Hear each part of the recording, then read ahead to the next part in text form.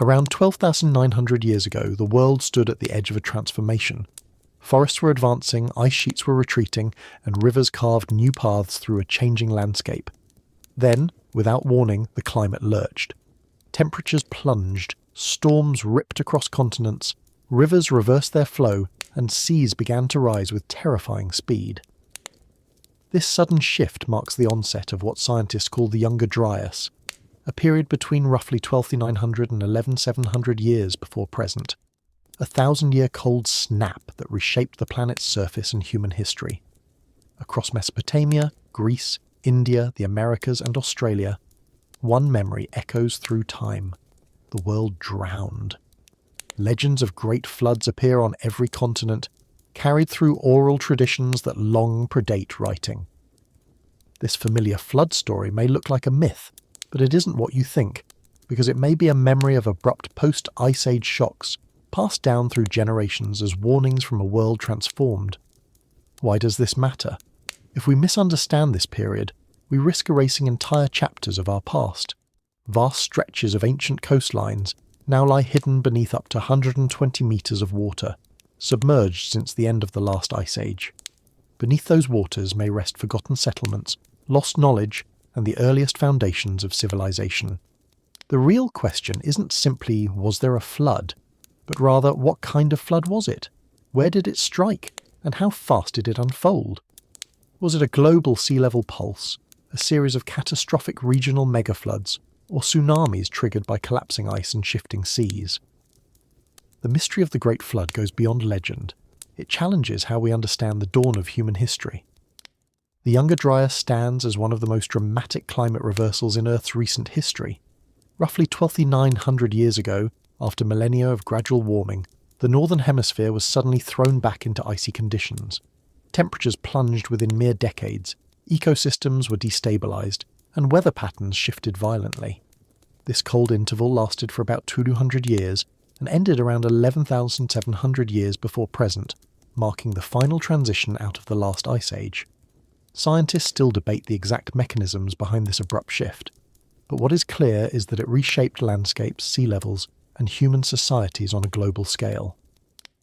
One leading explanation focuses on the rerouting of meltwater into the North Atlantic. As massive ice sheets melted, torrents of fresh water surged into the ocean, disrupting the Atlantic meridional overturning circulation, the system that carries warm water northward and regulates climate. This sudden influx of fresh water acted like a switch, plunging the North Atlantic region back into frigid conditions. Alongside this disruption came extraordinary pulses of sea level rise known as meltwater pulses. The first, MWP-1A, occurred roughly 14,600 years ago and is considered the fastest glacial rise on record, with global sea levels climbing an astonishing 9 to 15 metres within just a few centuries.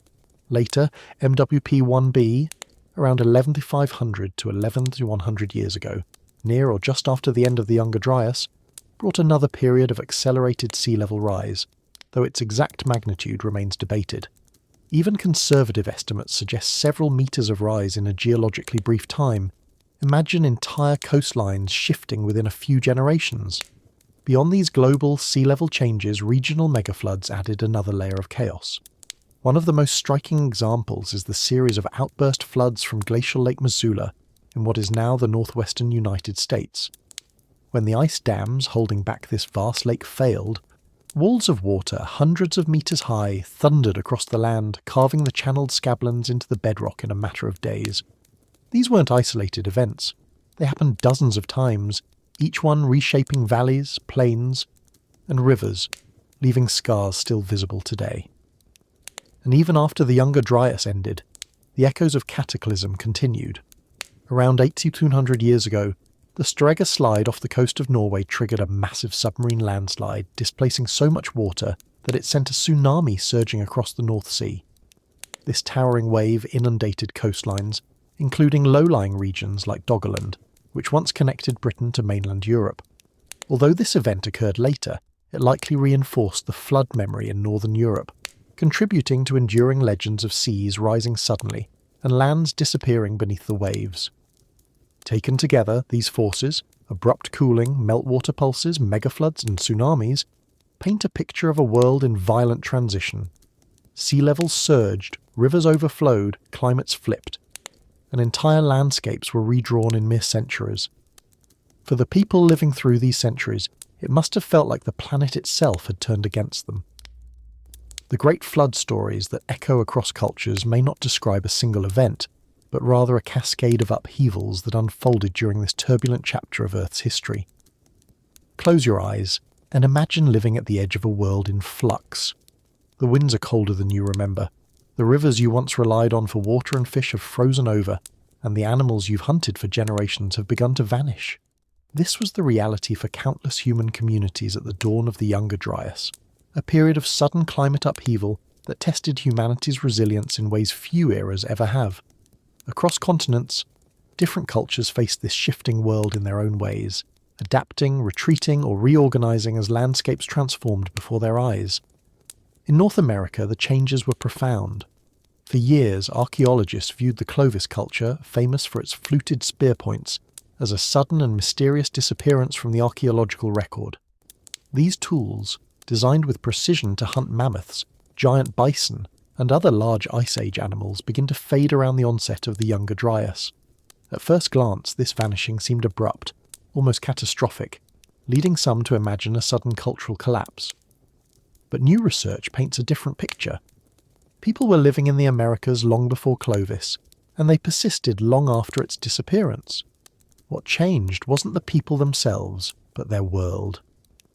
The decline of megafauna, the freezing and flooding of rivers, and the unpredictable seasons forced communities to abandon the hunting strategies that had once sustained them. Imagine planning a winter hunt in a familiar valley, only to find the rivers frozen solid. Then, as spring comes, the ice melts so violently that floods erase paths, camps, and entire hunting grounds. To survive, groups adapted, innovating new tools, shifting to smaller game, gathering more plant foods, and moving through the landscape in different ways. The end of Clovis is not the story of extinction, but of transformation in the face of relentless environmental change. Across the ocean in the Levant, another story was unfolding.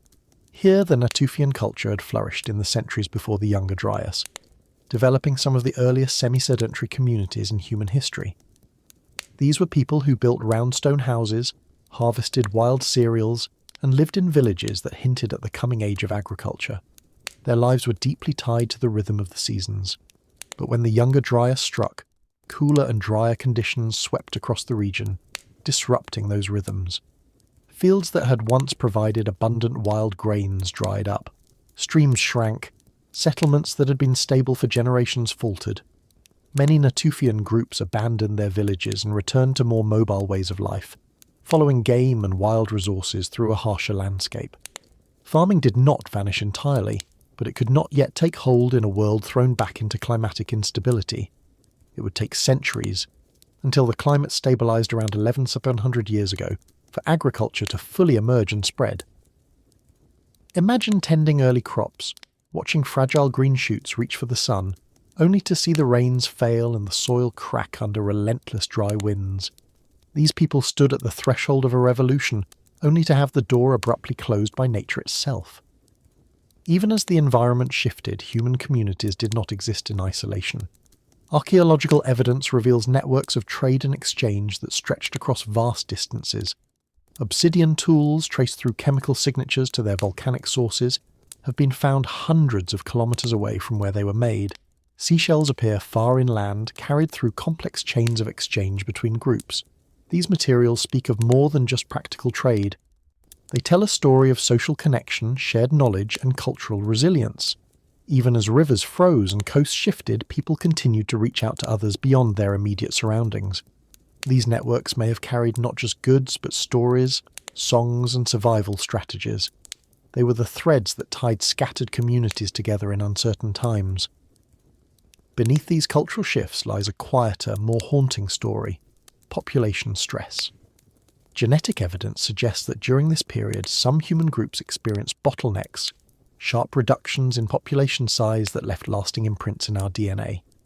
This does not mean a single global crisis struck everyone equally, but rather that certain populations, already vulnerable to changing climates and diminishing resources, were pushed to the edge. Hunting grounds shifted or disappeared. Familiar migration patterns of animals broke down. Groups may have splintered, merged, or vanished entirely, leaving only faint traces in the archaeological and genetic record. Imagine lying awake at night, the cold pressing through the walls, wondering where the herds had gone and what the next season might bring. And yet, through all of this, people endured. They adapted to freezing winters and violent spring floods. They adjusted their tools, shifted their diets, and reorganized their societies. They kept trading, sharing, and remembering. Some stories would be lost, swallowed by rising seas and vanishing landscapes, but others would survive, carried through oral traditions for thousands of years. Humanity, scattered across continents, faced the younger Dryas not as passive victims but as active survivors. The world may have turned unpredictable and harsh, but people found ways to navigate its challenges. In the centuries that followed, these adaptations laid the foundations for agriculture, trade networks, and eventually civilizations. The ice would retreat again, the rivers would calm, and the seeds of the future were already being carried in the hands of those who refused to give up. Across the world, scattered across oceans and separated by millennia, human cultures tell strikingly similar stories about a flood so vast, so overwhelming, that it wiped away entire worlds. These are not isolated myths whispered in corners of history. They are powerful narratives carried across generations, preserved through memory, song, and ritual. In every story, water rises, the world is reshaped, and only a few survive to begin again. Though the languages, landscapes, and deities change, the core structure remains the same. It is as if humanity itself remembered something so profound that it echoed through every culture that followed. In Mesopotamia, one of the earliest written flood stories appears on clay tablets in the Epic of Gilgamesh, echoing an even older version found in the Atrahasis myth. In these accounts, the gods decide to send a flood to cleanse the world. A single man is warned to build a massive boat. He gathers his family, animals, and supplies, then watches as the waters rise and engulf the land. His vessel finally comes to rest on a mountain peak, and he releases birds to find dry land. The story is detailed and structured, not a vague legend, but a carefully preserved narrative of survival. This tale predates the biblical story of Noah by centuries, and yet the parallels are unmistakable. The divine warning, the ark, the rising waters, the mountain, and the renewal of life after devastation. It is a story of destruction, but also of continuity. Travel west to Greece, and you find the myth of Deucalion and Pyrrha. In this tale, Zeus decides to wipe out humanity with a great flood, sparing only this virtuous couple. They survive in a wooden chest floating for 9 days and nights before landing on Mount Parnassus. When the waters recede, they repopulate the world by casting stones over their shoulders, which transform into men and women. Here again, the motifs are clear. Divine punishment, a chosen pair, a vessel, a flood that engulfs the world, a mountain landing, and humanity's rebirth. These repeating patterns are not accidents. They are threads woven through cultures separated by distance but bound by memory. In India, the ancient texts tell the story of Manu, the first man who is warned by a giant fish of an impending flood. The fish instructs him to build a boat and ties it to its horn, guiding Manu through raging waters until they reach the peaks of the Himalayas. There, Manu and the survivors begin the task of repopulating the world. This story is thousands of years old, embedded in Hindu cosmology, and once again, the elements align. The warning, the vessel, the survival, and the mountain refuge. The Himalayas become the new high ground, the place where life begins again after the waters subside. In North America, flood stories ripple through countless indigenous traditions. Among the Hopi, there are tales of multiple worlds that were created and destroyed, with one age ending in a great flood that forced survivors to climb into reeds or seek safety underground, guided by spiritual beings. The Ojibwe tell of a time when the earth was submerged and animals worked together to recreate the land, with a muskrat diving deep to bring up soil so that the world could be formed again. These stories are rich with symbolism, but they also preserve the central theme of overwhelming water, destruction, and renewal. They speak of cooperation, survival, and the rebirth of the world, echoing patterns seen across the Atlantic and beyond. Perhaps most astonishing are the Aboriginal oral histories of Australia. passed down through unbroken oral traditions stretching back tens of thousands of years. Some of these stories describe coastlines being swallowed by the sea, islands being cut off from the mainland, and people retreating inland as the waters advanced. Modern research has suggested that certain Aboriginal flood narratives may accurately recall sea level rise events more than 7,000 years old. These are not vague myths. They contain topographical details that align with geological evidence of post-Ice Age sea level changes. In these traditions, we see oral history functioning like an archive, storing precise environmental knowledge across generations without the aid of writing. Imagine elders telling these stories by firelight, ensuring that their descendants would remember the rising waters, the vanished lands, and the safe places to flee when the world changed again. When we set these stories side by side, Mesopotamian, Greek, Indian, North American, and Australian, the similarities are impossible to ignore. Though the cultures were separated by vast distances, many of these tales share a common rhythm: divine or spiritual warning, catastrophic inundation, survival through a vessel or refuge, and the rebuilding of the world. Details shift, names change, landscapes differ, but the catastrophe at the core stays the same. These myths may not describe a single, global flood in the literal sense, but they may preserve memories of real, regionally catastrophic events, megafloods, rapid sea level rise, or sudden climatic shifts that scarred communities deeply enough to become part of their identity. Oral tradition is more than folklore. It is a living record. Long before writing, people encoded their history, their warnings, and their survival strategies into stories that could be remembered and retold. Over time, these narratives gained spiritual or moral layers, but their structural consistency hints at something older, something experienced.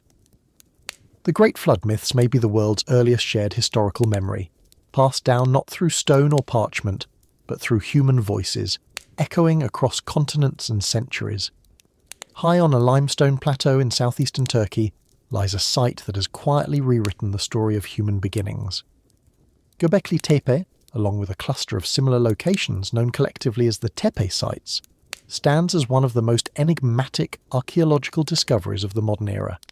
Its construction dates to between roughly 9500 and 7650 BCE, in the pre-pottery Neolithic A and B periods, which means it rose almost immediately after the Younger Dryas ended.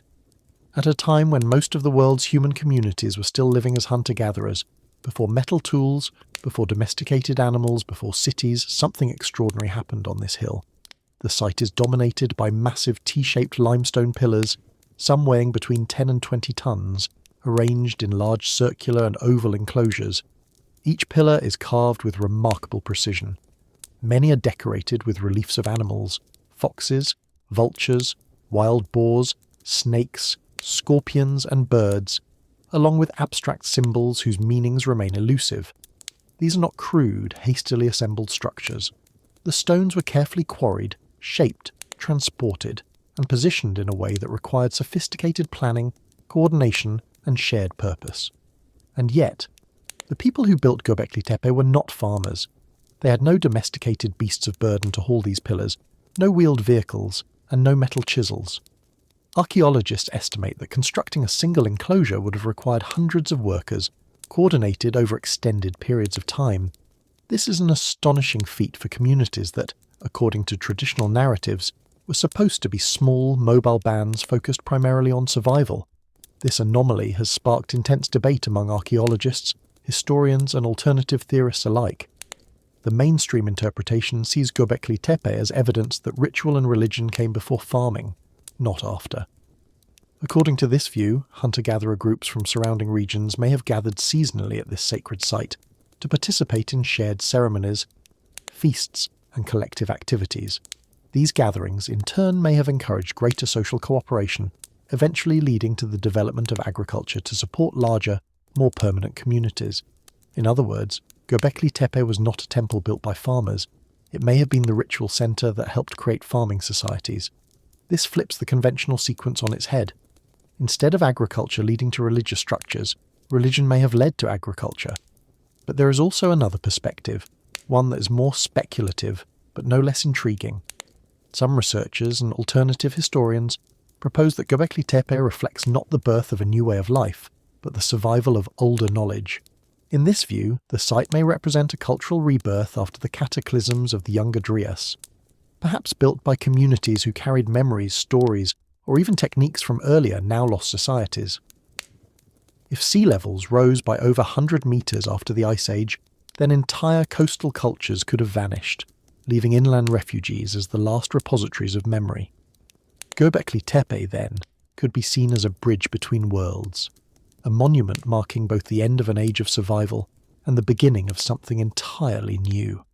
Its animal carvings, astronomical alignments suggested by some researchers, and enigmatic symbols have all fueled the idea that it preserves fragments of pre-cataclysmic knowledge, intentionally encoded in stone. Adding to the mystery is the way the site was treated after its use. Instead of being abandoned to erosion or slowly decaying, the enclosures at Göbekli Tepe were carefully backfilled with rubble and debris, deliberately buried. This act preserved the site in astonishing condition for thousands of years. But why would its builders bury their own masterpiece? Some scholars suggest that this may have been part of a ritual closure, a way of decommissioning a sacred space after its purpose had been fulfilled. Others wonder if it was meant as a kind of time capsule, deliberately hidden for reasons we may never fully understand. The fact that this burial was intentional raises profound questions about the builders' relationship to their work.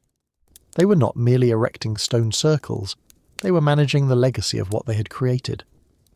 When Göbekli Tepe was rediscovered in the 1990s, it forced scholars to rethink long-held assumptions about the trajectory of civilization.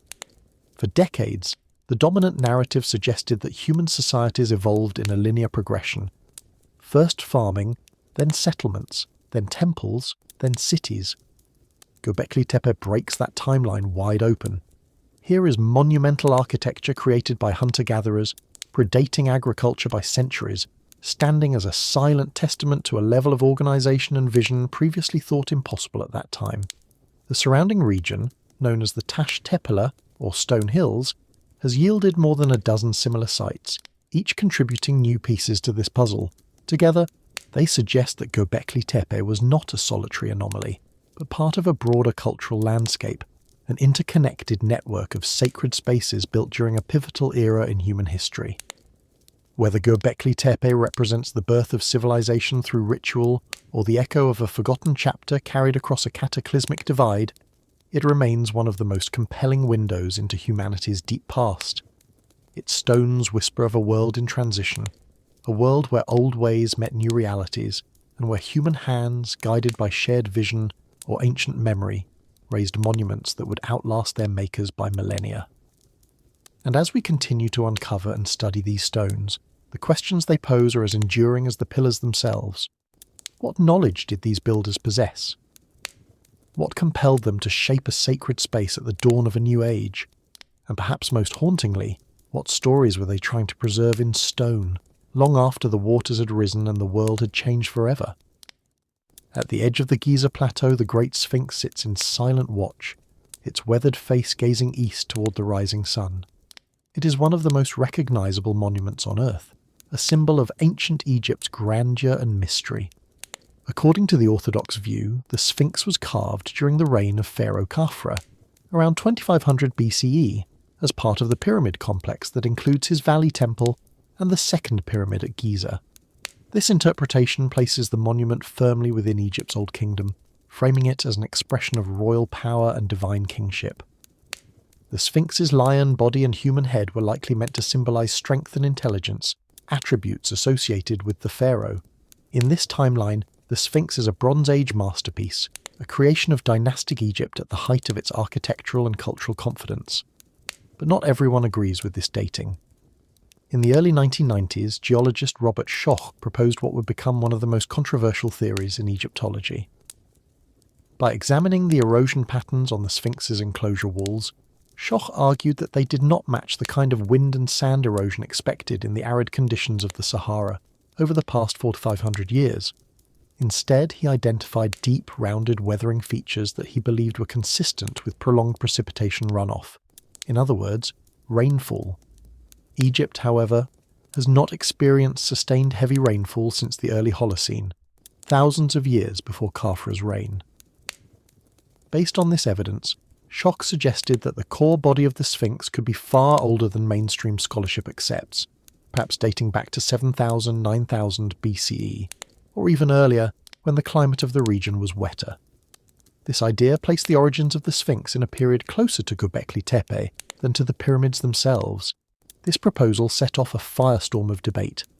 Mainstream Egyptologists firmly rejected the notion of a pre-dynastic Sphinx. They argue that Schoch's geological methods and interpretations are flawed, that alternative explanations such as subsurface water, salt weathering, or unique local microclimates could account for the erosion patterns. Furthermore, stylistic and archaeological evidence ties the Sphinx closely to Khafra's pyramid complex, making a radically older date seem unnecessary and unsupported. Critics also point out that no clear evidence of an advanced culture capable of carving such a monument exists in Egypt in the early Holocene period. To them, the Sphinx fits comfortably within the known timeline of Old Kingdom achievements, and Schoch's claims stretch the evidence too far. Schoch and his supporters counter that the enclosure's rounded channels and vertical weathering simply don't match wind erosion. They point to the fact that the head of the Sphinx, which was recarved in later periods, shows less weathering than the body, suggesting that the body is significantly older. They also note the absence of inscriptions explicitly linking the Sphinx to Khafra, arguing that the conventional attribution relies on circumstantial association rather than direct evidence. For proponents of the water erosion hypothesis, the monument's age could push human history in Egypt back into an era when rainfall was abundant, possibly revealing an earlier forgotten chapter of civilization along the Nile.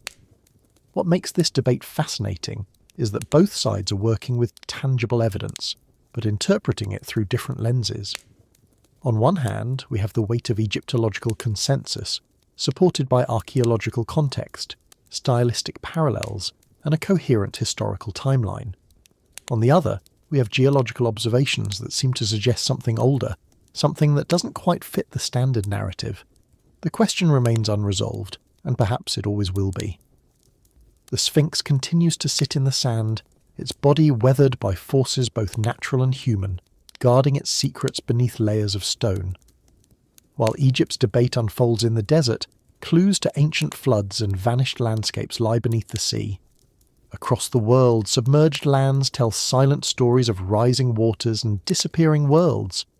One of the most striking examples is Doggerland, the now submerged plain that once connected Britain to mainland Europe.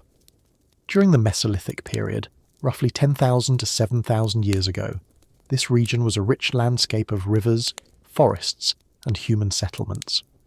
As sea levels rose, Doggerland gradually turned to islands and then seabed, and around 1800 years ago the Storegga Slide, a massive submarine landslide off Norway, triggered a tsunami that swept across the North Sea. Debate continues about its full impact, but it likely devastated coastal communities and accelerated Doggerland's submergence. Farther east lies the Black Sea, where another powerful flood narrative emerges. Around 5600 BCE, rising Mediterranean waters are believed to have breached the Bosporus Strait, pouring into the Black Sea basin. The basic sequence of this event is widely accepted, but the speed and scale of the flooding are debated. Some suggest it was a relatively gradual process, while others argue for a sudden and catastrophic deluge that may have inspired local flood myths. Across the Atlantic, geological evidence from the Missoula outburst floods in North America provides a different but equally powerful reminder of how extreme floods can reshape the land. When glacial ice dams broke, immense lakes released walls of water that swept across Washington state, carving deep channels and scouring the earth in a matter of days. For centuries, geologists dismissed this idea as impossible, until overwhelming evidence proved it true. In the waters off Japan near the island of Yonaguni, divers discovered striking underwater terraces that resemble stepped platforms and pathways. Most geologists explain these as natural formations shaped by tectonic activity and erosion, but some argue that they may represent the remnants of a man-made structure, drowned after sea levels rose at the end of the Ice Age. The debate over Yonaguni mirrors many others, evidence of a changing world, interpreted through competing lenses of caution and curiosity. These examples, from the Sphinx's enigmatic weathering to Doggerland's disappearance, from the Black Sea's breach to the scoured plains of Washington and the terraces off Yonaguni, reveal a common theme. Our planet's landscapes are not static. They are living records of upheaval, submerged beneath waves or buried under sand, waiting to be read. And as we continue to uncover these stories, we are reminded that the past is often far more complex, dynamic, and surprising than the neat timelines we build to explain it. Throughout the world's oldest stories, a curious pattern emerges. After the floodwaters recede, after the fires die down, after the world has been shaken and reshaped, figures appear, mysterious beings who arrive not at the dawn of creation, but in the aftermath of destruction. They do not start civilizations from nothing. Instead, they restore, reorganize, and guide. These figures, remembered in myths across continents, have been described as gods, sages, teachers, or culture bringers. Their roles are remarkably consistent. They appear after a catastrophe, carrying knowledge that seems older than the societies that receive it. Whether these figures are purely symbolic or distant echoes of real events, they form one of the most intriguing narrative threads in ancient traditions. In Mesopotamia, the story of Oannes stands out. Recorded by Babylonian priest Berossus in the 3rd century BCE, the tale describes how a strange amphibious being emerged from the Persian Gulf in the distant past. Oannes had the body of a man but was covered in fish-like scales. He came not to conquer but to teach. He instructed humanity in writing, mathematics, law, agriculture, architecture, and the foundations of civilized life.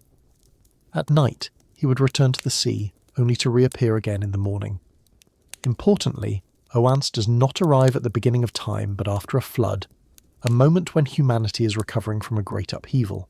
His role is that of a restorer, bringing back lost knowledge and laying the groundwork for renewal. Far away in the highlands of the Andes, the figure of Viracocha fulfills a strikingly similar role. According to Inca and pre-Inca traditions, Viracocha emerged from the waters of Lake Titicaca after a great flood had destroyed a previous age. He travelled across the land, teaching people how to build, how to farm, how to organise their communities, and how to live in harmony with cosmic order. He's often described as a tall, bearded figure dressed in flowing robes, walking among the people not as a warrior but as a guide. After his work was done, Viracocha is said to have disappeared across the ocean, promising to return if needed. He arrives in a broken world, restores knowledge, and then vanishes, a pattern that mirrors the story of Oannes almost exactly. In Mesoamerica, similar archetypes appear in the stories of Quetzalcoatl to the Aztecs and Kukulkan to the Maya. These feathered serpents are revered not primarily as creators, but as civilizing heroes. They are credited with bringing maize, laws, the calendar, writing, astronomy, and moral codes to the people. They arrive after cycles of destruction. Mesoamerican mythology is filled with successive ages, each ending in catastrophe, whether by flood, wind, or fire. In the aftermath of these collapses, Quetzalcoatl or Kukulkan steps forward to rebuild society. Often depicted as a serpent combined with a bird, they symbolize the union of earth and sky. Knowledge passed between realms. Just like Oannes and Viracocha, these figures do not invent civilization, they reignite it, passing on something that was already known before the disaster struck. In India, after the flood guided by the great fish, Manu becomes the progenitor of a new age. But he is not alone. Ancient texts describe how, in the aftermath, sages and rishis emerged to instruct humanity in law, ritual, and cosmic order. They preserve Dharma, the underlying structure of the world, ensuring that society can be rebuilt according to timeless principles.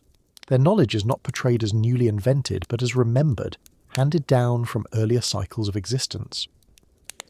Manu and the sages represent continuity through disruption, a line of memory stretching back beyond the flood.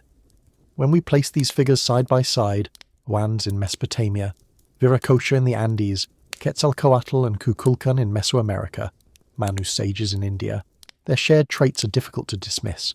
They emerge after devastation, not before it. They bring skills, knowledge, and order to societies struggling to recover. They are revered not as destroyers or mere rulers, but as teachers, often depicted as peaceful, wise, and otherworldly. Whether these stories reflect collective psychological archetypes, symbolic representations of cultural revival, or dim memories of actual knowledge transfer after real cataclysms, they preserve a remarkable consistency across space and time.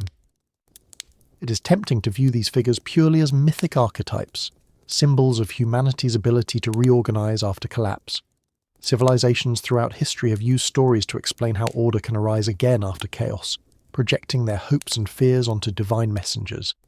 Yet it is equally striking to consider how many of these narratives are anchored in post-catastrophic settings, often following floods or other world-altering events that align roughly with periods of abrupt climate change and sea level rise at the end of the last ice age. Could it be that the memory of real individuals or groups, those who preserved crucial knowledge through a time of upheaval, was mythologized over millennia into these culture bringers? We may never know the precise origins of these stories, but their persistence speaks volumes. Whether divine or human, symbolic or historical, the teachers serve as reminders of something deeply human: our capacity to carry knowledge through disaster, to rebuild from ruins, and to keep memory alive even as the world shifts around us. In every era of collapse, there are those who remember, and through them, civilization begins again. As we move from ancient stories and archaeological enigmas into the modern era of research, the conversation surrounding the Younger Dryas and the so-called Great Flood memory becomes a lively debate between synthesis and skepticism. It is here, in the intersection of geology, archaeology and mythology, that competing interpretations come into sharp focus. Some researchers attempt to synthesize diverse lines of evidence: climate data, impact markers, fire layers, megafaunal extinctions, and oral traditions into a single, dramatic hypothesis. Others emphasize caution, urging that extraordinary claims require extraordinary evidence and that the data, while intriguing, remain inconclusive. This debate has unfolded across academic journals for nearly 2 decades, and it remains very much alive today. On one side stands the Younger Dryas impact hypothesis, YDIH, proposed in 2007 by Firestone et al. In PNAS. This idea suggests that around 12,900 years ago, a cosmic impact, possibly from a fragmented comet, triggered massive wildfires, abrupt cooling, and widespread ecological collapse. According to the hypothesis, debris struck or exploded over the Laurentide ice sheet, releasing energy equivalent to thousands of nuclear bombs. This event, they argue, injected soot and dust into the atmosphere, blocking sunlight, destabilizing the climate, and contributing to the sudden onset of the Younger Dryas cold interval. Proponents point to a range of evidence: layers rich in nanodiamonds, melt glass, magnetic spherules, platinum anomalies, and charcoal found at numerous sites across North America, Europe, and parts of the Middle East. These markers, they argue, line up chronologically with the beginning of the Younger Dryas, the disappearance of megafauna, and the collapse of the Clovis culture. Subsequent papers have both expanded and refined this dataset, adding new sites, debating the origins of the markers, and adjusting the narrative as evidence accumulates or is challenged. However, the YDIH remains highly contested. In 2011, Pinter et al. Published a detailed critique, arguing that many of the claimed markers could have alternative explanations: natural wildfires, volcanic activity, or misidentified particles. More recently, Holliday et al. 2023 questioned the reproducibility of several findings and the statistical robustness of the evidence. They argue that the impact hypothesis relies on inconsistent methods, selective reporting, and an underestimation of terrestrial processes that can produce similar signatures. These critiques have not gone unanswered. Researchers such as Sweatman 2021-2024 continue to defend and refine the hypothesis, responding to methodological criticisms and integrating new findings, including possible astronomical alignments encoded at sites like Göbekli Tepe. The result is a scientific tug-of-war, with neither side fully prevailing. The net status is clear: the question remains unresolved, balanced between provocative evidence and persistent skepticism. Despite these disagreements, there are important points of convergence. Almost all researchers, regardless of their stance on cosmic impacts, agree on the broad climatic and geological realities. Around the end of the last ice age, the Earth underwent abrupt climate shifts. Sea levels rose by more than 120 metres since the last glacial maximum. Meltwater pulses, megafloods, and occasional tsunami events dramatically reshaped coastlines, inundating low-lying regions and submerging landscapes where early human communities likely lived. These changes happened rapidly in geological terms, often within centuries, and sometimes within a single human lifetime. Whether triggered by an impact, meltwater rerouting, or a combination of mechanisms, the environmental transformations were undeniable. This middle ground is crucial. Even if the YDIH remains debated, the broader picture of catastrophic environmental change is well established. Vast tracts of ancient coastlines are now underwater, their archaeological record hidden beneath sediments and waves. We know that climate systems can shift abruptly, sometimes with little warning, and that human communities have endured and adapted through such upheavals before. What remains at issue is the cause and scale of specific events, whether a celestial trigger was the spark that plunged the world into chaos, or whether Earth's own complex climate machinery shifted on its own. In the end, the debate is not just academic, it's a reminder of how history is pieced together through layers of evidence, interpretation, and sometimes disagreement. On one side, synthesis offers a grand, unifying story, a cosmic event that reshaped the world and left its mark in myths, sediments, and stone. On the other, skepticism provides a steady hand, cautioning against overreach and urging meticulous proof. Between these poles lies the fertile ground of inquiry, where facts and possibilities meet. And it is in that space that our understanding of the Younger Dryas and of the stories humanity tells about floods, fire, and survival continues to evolve. Imagine now the world settling into silence. The storms have passed, the glaciers have retreated, and over what were once fertile plains, the waves roll softly, night after night, over a pale continental shelf. Beneath the surface, forests once stood. Rivers once carved their way toward distant horizons. People once walked these lands, built shelters, lit fires, told stories beneath unfamiliar stars. Now, those places lie drowned, their outlines blurred by silt and time, their voices carried only by the slow pulse of the sea. What exactly drowned with the rising waters? Villages built along vanished rivers, marketplaces where obsidian and shells exchanged hands, stone circles where rituals mark the turning of the seasons. Entire coastal networks may have disappeared beneath more than 100 meters of ocean, carrying with them early chapters of human history that we have yet to recover. Some memories endured, encoded in myths of floods, fiery serpents, and gods who taught humanity how to begin again. Others were lost completely, their traces erased by waves, currents, and the steady march of millennia. As we look back across these stories, scientific, mythological, and archaeological, we are left with questions more than answers. Was the so-called Great Flood not a single event at all, but a braid of catastrophes unfolding over centuries? Could rising seas, sudden megafloods, and regional collapses have intertwined to leave behind one great shared memory of a world transformed? How many clues remain, hidden beneath the sea, reefs built atop drowned coastlines, sediment cores preserving traces of sudden floods, or submerged valleys where human hands once shaped stone? Which of these silent witnesses will speak next? In the gentle rhythm of the tides there is a kind of timelessness. The ocean does not hurry, it keeps its secrets patiently, holding stories that reach back far beyond written history. Perhaps one day we will uncover enough to piece together the full story. Until then, the flood myths, the scattered ruins, and the debates between scientists remain fragments of a puzzle that spans both time and imagination. So, as you rest and let the day slip away, picture those quiet coastlines beneath the water. Picture the forests swaying in currents, where wind once blew through their branches. Somewhere down there, beneath the layers of sand and silence, the earliest chapters of humanity's shared story are still waiting to be heard. And perhaps, in time, this sea will whisper them back to us. The mysteries of the ancient world aren't solved by one voice alone. They're best explored together. So what do you think? Was the Great Flood remembered in myths across continents a single cataclysm? Or a tapestry of events woven through deep time? Which clues, hidden beneath the waves, might one day rise to the surface and change everything we think we know? Share your thoughts and theories in the comments below, because every perspective brings us closer to understanding.